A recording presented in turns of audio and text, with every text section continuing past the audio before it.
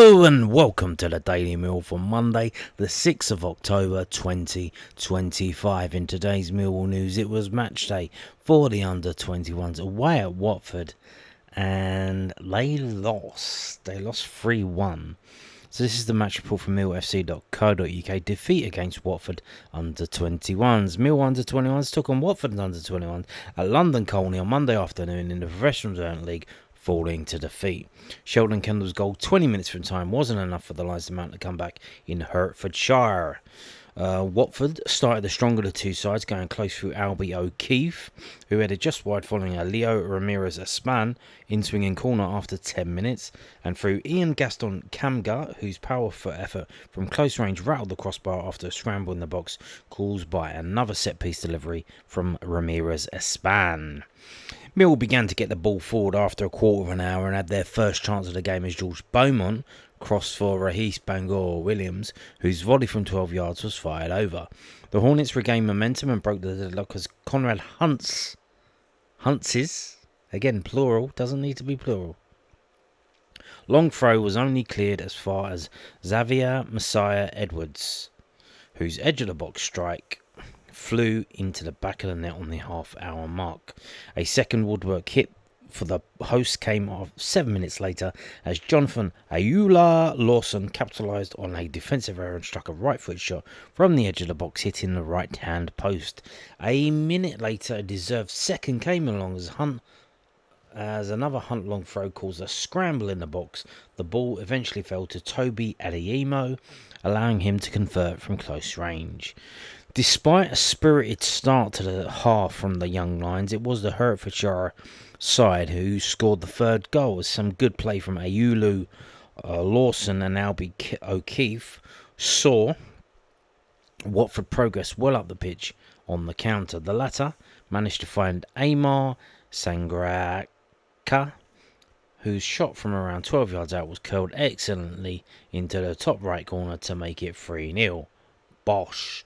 Kevin Nugent's side did get a goal back going into the last half hour as Rahis Bangor Williams drove excellently through the midfield and played a great ball out to Sheldon Kendall, cut in and scored with an excellent curled finish which nestled in the top right corner, reducing the deficit to 2. With 20 minutes to go, Kamal Grant almost brought it back to 3-2, heading just over from a brilliant Ben Drake free kick delivery from the left flank. Grant went close with a header a second time, this time following a Drake corner. Kendall went close to finding his second with 10 minutes to play as Grant fizzed the ball out to the left flank. The goal scorer cut in and saw a powerful effort blocked. A break from competitive action now for the young Lions, with the next match being on the 28th of October at home to South London rivals Charlton Athletic. And again, we don't have a team. Why are we not getting a team? It's a match report, is it not? Can we not get a team and the subs? I mean, what are we doing here, boys? What are we doing? What was I going to say? Oh, yeah. Some places are saying that there's a game on the 9th. There was a game scheduled for the 9th. That's been postponed now. It was Swansea at home.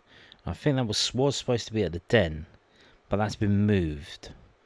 That's been moved to January, so yeah. The next game is at the end of the month. So, there you go. But, if you go to Instagram, we have the team. Here is the team.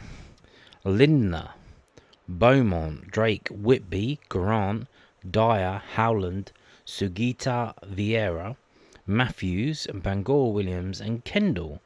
And the subs are Nidicum, Frankie Baker, Kirby, Taylor, Celestine Charles, and we assume that is Harry Taylor, the under-21 player, not Caleb Taylor. And there you go. We do have 2 Taylors now. So there you go. 3-1 defeat. Again. Moving on to this, so more post-match comments after the West Brom victory. Yeah. Today we made them count. Alex Neil and Mill hit their highest goal tally of the season in West Brom win, and this is from southernnews.co.uk. Alex Neil thinks Mill will have good options in the final third following Saturday's 3-0 win over West Bromwich Albion at the Den. The Lions produced their best attacking display of the season against the Baggies, scoring more than they had in any game this season through goals from Jake Cooper, Femi Aziz and Zach Sturge. Millwall were uncharacteristically ruthless, converting 3 of their 4 shots on target into goals. In their previous 4 home league games, they had netted just once. Neil, that was in the Cup, wasn't it? No, that wasn't. That was against Watford. Neil explained why he thought he saw them more clinical in front of goal. Femi's back, Zach, I thought, it was a threat down that side. And Ballo, again, was really good. I thought he played really well. Josh Coburn was a handful as well. He led the line really well for us. And, Will, as running power was excellent. So we've got some good options now in that final third area. If I could put a montage of chances together from the start of the season until now, I could give you loads. But I thought today we made them count. And ultimately, goals change games, don't they? So they change the feeling of everything, because when you score, and you score at good times, it's a nice feeling, isn't it? Isn't it, lads? Yeah. And now, moving on to this. So, for, I think, only the second time ever, we have won a game, and they are auctioning off the shirts from that game. Normally, every time they do this, it is a defeat. But this time it is a victory, so let's see if that affects the price, and the club can get some money from the shirt sales. So yeah, again, this is from Matchworn shirt, but it looks like they changed their website address because it's now mws.com, whereas before I swear it was matchwornshirt.com. Maybe they both work, because I found this going through Google. I didn't go through the club. I didn't go through the club thing. So, mws.com. That's the address of the page you're looking at now. And there are some bids already. Goal scorer. Goal of the season. You could get the shirt of that the goal of the season was scored in for £108. Although I think someone said in the comments before when I mentioned it, I think there's like they add like a percentage on or something, so it's more than what you see, and there's like postage and stuff like that. So it is more than what you see. There are hidden costs that present themselves when you go to actually pay some money. So there you go. Zach Sturge, obviously second, £104. Billy Mitchell, £99. And £99 and 99 pence. Ryan Leonard, £90. Theirno Ballo, 69. Nice. And then number 13. Maybe that's why he's playing so unlucky. He's just wearing number 13. £28 for Bender's shirt. Wow. So there you go. You interested? When does it run out? 12 days left. So what is that? The 18th? Something like that. Have we got an actual time? 12 days and 19 hours. Okay. So there you go. How about that? Now, moving on to this. I haven't got a loan watch today. They're probably dragging it out because I gotta be honest, this week it's gonna be a bit thin for news. I'm kind of hoping that like my guava explode or something, so we could get something to talk about, or the planning permission gets approved in the same week, because there's not much to talk to. This is just the first day of the bloody international break, and I'm scratching around for stuff to talk about. Really, we do have the games. We got the New Zealand games. We got Will Smallbone possibly playing for Ireland. We got, who is it, Serbia under 21s, Ivanovic. Hopefully he can score for them, then he can come back and figure out how to play again. There's someone else that I've forgotten. Who else is there? There's 4. I'm missing one. Oh, Elias Mansour. playing for Afghanistan. See how they do. Although I'm not sure. Like, I don't know how. Last week they cut the internet off from Afghanistan. The Taliban, they switched it off. So fuck knows how they're gonna fucking film everything and send it out. Maybe they just cut the people off from the thing. Fuck no, I don't know, but yeah, that's kind of weird. Now we got this from the hartlepoolmail.co.uk, and it's concerning George Evans. Like I said, no loan watch yet, but we do have stories about George Evans. He's been speaking to the local paper up in Hartlepool.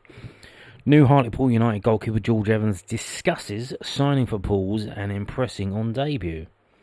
Yes, he did impress on his debut. More on that in a minute. The 20-year-old produced a man of the match performance on his Pools debut. Did he get man of the match? I'm not sure he did, but I guess we'll find out as we read along. New Hartlepool United goalkeeper George Evans has been discussing his move to Pools as well as his impressive debut performance against rivals York at the weekend.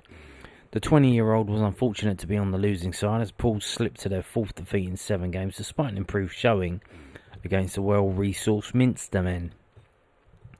Evans could hardly have done more on his Pools debut, producing a string of fine saves to deny the likes of Joe Gray, who was back at Victoria Park for the first time since his summer departure, Alex Newby and Greg Ollie, making his first start in almost 14 months following a broken leg sustained at the beginning of last season.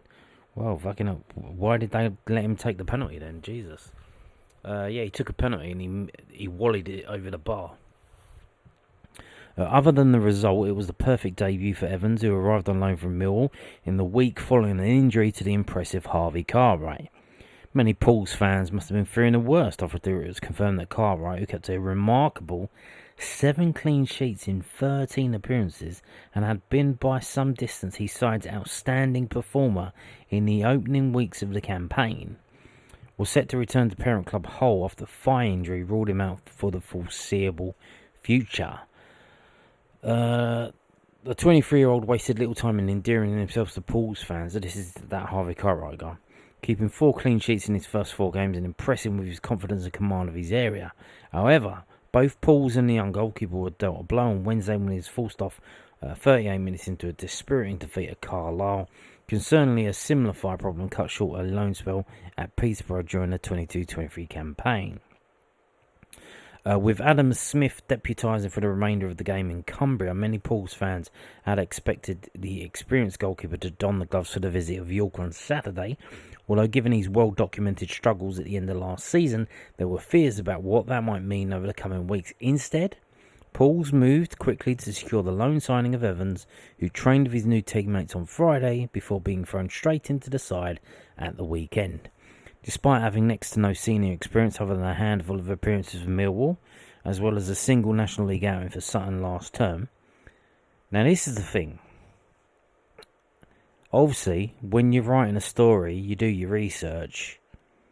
You go onto Wiki, you go onto whatever. But most stat sites, they only cover league games or they cover the league and the FA Cup. For a National League team like Sutton were, George Evans was playing in the National League Cup for them last season.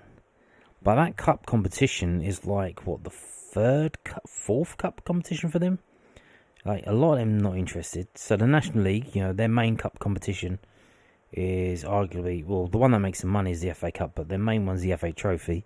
Then they have the FA Cup, and then they've got this National League Cup. So it's, it's the third trophy. Nobody really cares about it, really. But George Evans was playing in that, but that's not going to come up on the stats sites. So he does have more experience than what you're seeing. Evans became a somewhat nervous start to produce a man of the match display, keeping his side in the game with a string of superb saves in the first half and commanding his area well after the break. Although it remains a significant blow to have lost the outstanding Cartwright, Pools supporters will be hoping they've unearthed another gem of a young goalkeeper following the new man's fine start to life at Victoria Park. It was a busy 48 hours, Evans told the Red Radio. I found out on Thursday morning that something might happen, so I packed my bags and just in case, because you never know. And I had a 5-hour drive up, and then I got into the hotel about 9 o'clock at night. The chance to play games is really important for me, with the age that I am. I missed out in the window, so this was a perfect opportunity to come to a really big club. Everyone's been brilliant. I met everyone on Friday and we had a light session, and all the lads have been really top. And I know a couple of them already, like Bez, and that's B-Side Topolodge. And some of the lads from down south. Commonly, I know I need to be vocal on the pitch as my voice is already gone. I think it was today. The lads in front of me were good today, and we've just come away unlucky. First half, I was quite busy and performed well, but then in the second half, I thought we defended well and probably deserved to get 1 or 2 ourselves. On another day, would have come away with a point, maybe even 3. Evans and his new teammates are now set to turn their attention to Saturday's trip to the Northern Premier League. Premier Division side Gainsborough Trinity in the FA Cup full qualifying round, which is a big one because obviously the next round is the FA Cup first round. Pools have failed to make the first round proper of England's most famous cup competition for the last 2 years in a row. Indeed, the last 2 seasons are the only times in the club's entire history that they failed to advance past the fourth qualifying round stage. With Pools in the midst of a miserable run of just 1 win in the last 10 games, Evans is well aware his new team can ill afford an embarrassing slip-up against Trinity side, who have made a fine start to their season and will come into the game full of confidence. Evans said, as a team, every game is important, no matter what level they are, and we know that if we don't turn up on Saturday, then things could go against us, and we've got to be switched on in the week and rectify losing to York and hopefully go and get a win on Saturday. So the way he's talking there, it sounds like he's already been given permission to play in the FA Cup. So it sounds like he's starting, so that should be fun. Hopefully, he does well and they can get through to the competition. Now, we do have stats for the National League. We have to go to sofascore.com to get them. And as you can see, George Evans got a 7.5 rating. He's on the left-hand side there. He was the second highest rated player for Hartlepool. Not on the pitch. 7.9 their main striker got. And if we go down, where are we going? Oh, we're going here. So player stats, goalkeeping. George Evans saves 5, run-outs 3, successful 0, saves from inside the box 5. So not bad. And if you want to see how good he was, you can go to York City FC on YouTube. They have the highlights there. 13.13. Put quite some effort into it. It was very interesting. I don't know if this is the DAZN feed or if this is... Because this was on TV, wasn't it? It was a 12:30 kickoff, so this would have been on DAZN. So maybe that's what they do for DAZN. I don't have DAZN. I don't watch it. I don't watch all that. You just can't keep getting this channel and that channel and keep adding more channels. Like, fucking hell, like, what am I made of money? So yeah. So they have behind the goal highlights after a goal scored, and it does look quite good. You get a different view, and you can see a string of fine saves that George Evans made. One mild thing you could say is for the second goal that they scored in the, I think it was like the 87th minute. He kind of put his foot out for it and kind of missed it, and then it went behind him, and then the guy smashed it into an empty net. So you imagine he could have done better with that. But I mean, if you watch this, you'll see like that is a trifle because he was absolutely outstanding in this game. So yeah, if you go to YouTube and go to York City FC, you can get the match highlights for that, and you'll see how good that is. Now, moving on to this. So I mentioned the other day about all the international players, and then Ballo hasn't. We didn't get mentioned about Ballo, so I went looking for the information. And it's here. This is from Austria Football Bundesliga. the oefb.at. Squad for, this has been translated by the browser into English from Austrian. Squad for October doubles in World Cup qualifiers is fixed. And Austria have got matches against San Marino and Romania. And these are the players. And you can see it's our alphabetical order. Ballo isn't there. But what they do... apparently the manager's going to be there. He was in hospital. He's got surgery on his ankle. He's out and he's back. This is funny though. So this table that they published on the website. Right, so Bosnia, this is the World Cup qualifying group. I think it's H or something that Austria are in. They got 12 points. Bosnia got 12 points. Bosnia got a better goal difference of +8. But Austria have just completely decided to ignore all that and put themselves top of the table. For how they do have a goal game in hand, so I imagine that they think they're going to win that. I imagine if their game in hand is against San Marino or Cyprus, then probably they probably are going to be top of the table. But as it stands now, they are not top of the table. They have 12 points, the same as Bosnia. And they have +7 goal difference, and Bosnia have +8. So you've got to love the balls on them. The chutzpah, I think they say. Sheer fucking hubris. I mean, god damn, look at that. Put yourselves top of the table, even if it's not true.